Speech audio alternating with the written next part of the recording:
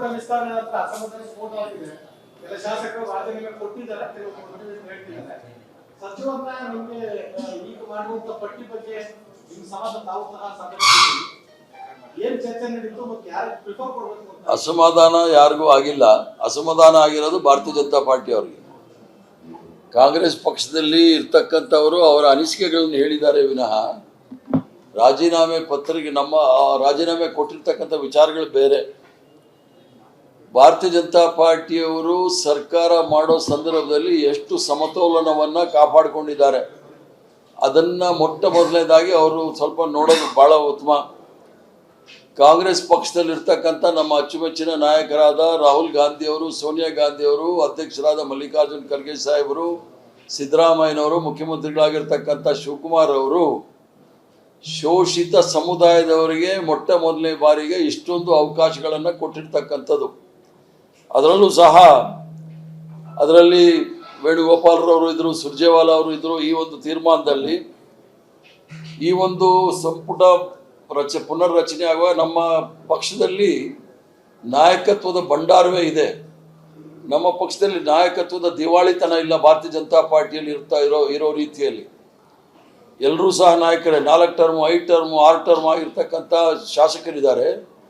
ಎಲ್ರಿಗೂ ಸಹ ನಾವು 48 ಜನ 140 ಜನರಲ್ಲಿ 48 ಜನ ಮೊಟ್ಟ ಮೊದಲೇ ಬಾರಿ ಆಯ್ಕೆಯವರು ಇದ್ದಾರೆ. ಬಾಕಿಯವರೆಲ್ಲರೂ ಸಹ 3 ಟರ್ಮು, 4 ಟರ್ಮು, 5 ಟರ್ಮು, 6 ಟರ್ಮ್ ಅವರು ಸಹ ಇದ್ದಾರೆ.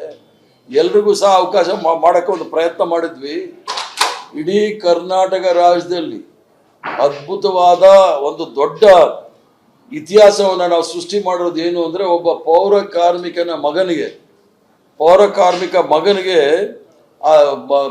ಕಾರ್ಮಿಕ ದಂಪತಿಗಳು ಏನಿದ್ರು ಅವರ ಮಗನಿಗೂ ಸಹ ನಾವು ಮಂತ್ರಿ ಮಾಡಿದ್ದೀವಿ. ಈ ಇತಿಹಾಸ ಎಲ್ಲಾದರೂ ಸಿಗುತ್ತೇನು ಭಾರತೀಯ ಜನತಾ ಪಾರ್ಟಿಯಲ್ಲಿ? ಅದರ ಜೊತೆಗೆ ನಮ್ಮ ಬೊಮ್ಮಾಯಿಯವರಿದ್ದರು, ಬೊಮ್ಮಾಯಿಯವರು ಸಾಹೇಬರು ಇದ್ದಾಗ 13 ಜಿಲ್ಲೆಗಳಿಗೆ ಪ್ರಾತಿನಿಧ್ಯ ಇರಲಿಲ್ಲ. ಕೆಲವು ಜಾತಿಗಳನ್ನ ಕೈಯೇ ಬಿಟ್ಬಿಟ್ಟಿದ್ರು. ನಾವು ಎಲ್ಲ ಜಿಲ್ಲೆಗೂ ಅವಕಾಶಗಳನ್ನ ಕೊಡಬೇಕು ಅಂತ ಬಹುತೇಕ ಜಿಲ್ಲೆಗಳಲ್ಲಿ ಅವಕಾಶ ಮಾಡಿಕೊಟ್ಟಿದ್ದೀವಿ. ಕೆಲವು ಸಂದರ್ಭದಲ್ಲಿ ಹೋದ ಬಾರಿ ಇದ್ದ ಸಚಿವರಿಗೆ ಈ ಬಾರಿ ಅವಕಾಶಗಳಿರಲಿಲ್ಲ. ಯಾಕಂದರೆ ಅವ್ರಿಗೆ ಬೇರೆಯವ್ರಿಗೆ ಅವಕಾಶ ಕೊಡಬೇಕು ಅಂತೇಳಿ ಆ ಒಂದು ತೀರ್ಮಾನವನ್ನು ಒಂದು ಗೈಡ್ಲೈನ್ಸ್ ಮಾಡ್ಕೊಂಡಿದ್ವಿ. ನಾವು ಈಗಾಗಲೇ ನೀವು ಆ ಪಟ್ಟಿ ನೋಡಿರ್ಬೋದು. SC, ST, OBC, ಮೈನಾರಿಟಿ, ಲಿಂಗಾಯತರು, ಒಕ್ಕಲಿಗರು, ಕ್ರಿಶ್ಚಿಯನ್ಸರು ಎಲ್ರಿಗೂ ಸಹ ಅವಕಾಶ ಮಾಡಿಕೊಟ್ಟಿದ್ದೀವಿ. ಈ ಥರ ಪ್ರಜಾಪ್ರಭುತ್ವದಲ್ಲಿ ಇನ್ಕ್ಲೂಸಿವ್ ಗೌರ್ಮೆಂಟ್ ಅಂತ ಏನಾದರೂ ಇದ್ದರೆ, ಎಲ್ಲರೂ ಒಳಗೊಂಡಂಥ ಸರ್ಕಾರ ಯಾವುದಾದ್ರು ಇದ್ದರೆ ಅದು ಕಾಂಗ್ರೆಸ್ ಪಕ್ಷದ ಸರ್ಕಾರ. ಎಲ್ಲೂ ಸಹ ಅಸಮಾಧಾನ ಇರೋದಿಲ್ಲ. ಕೆಲವು ಸಂದರ್ಭದಲ್ಲಿ ಅದಾಗಿರುತ್ತೆ. ಅದನ್ನು ಈಗ ಎಲ್ರಿಗೂ ಸಹ ಮಾತಾಡಿದ್ದೀವಿ. ಎಲ್ಲರೂ ಸಹ ತಮ್ಮ ರಾಜೀನಾಮೆಯನ್ನು ಸಹ ವಾಪಸ್ ತೆಗೆದುಕೊಂಡಿದ್ದಾರೆ.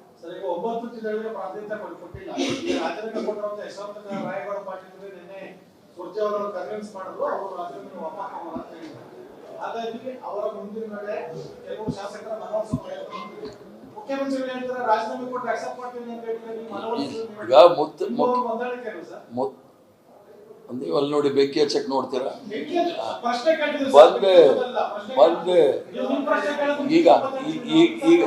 ಈಗ ಮುಖ್ಯಮಂತ್ರಿಗಳು ಅವ್ರ ಸರ್ಕಾರದಲ್ಲಿ ಇರ್ತಕ್ಕಂಥವ್ರು, ಅವರು ರಾಜೀನಾಮೆ ಸರ್ಕಾರದಲ್ಲಿ ಯಾರಾದರೂ ಹೋಗಿ ಕೊಟ್ಟರೆ ಅವ್ರು ರಾಜೀನಾಮೆಗೆ ಅಂಗೀಕಾರ ಮಾಡ್ತಾರೆ. ಪಕ್ಷದಲ್ಲಿ ಇರ್ತಕ್ಕಂಥವ್ರು ಯಾರಾದರೂ ನನ್ನ ಹತ್ರ ರಾಜೀನಾಮೆ ತೆಗೆದುಕೊಂಡು ಬಂದರೆ ಅವ್ರನ್ನ ನಾನು ಸಮಜಾಯಿಸಿ ವಾಪಸ್ ಕಳಿಸ್ತಕ್ಕಂಥ ಕೆಲಸವನ್ನು ಮಾಡ್ತೇನೆ.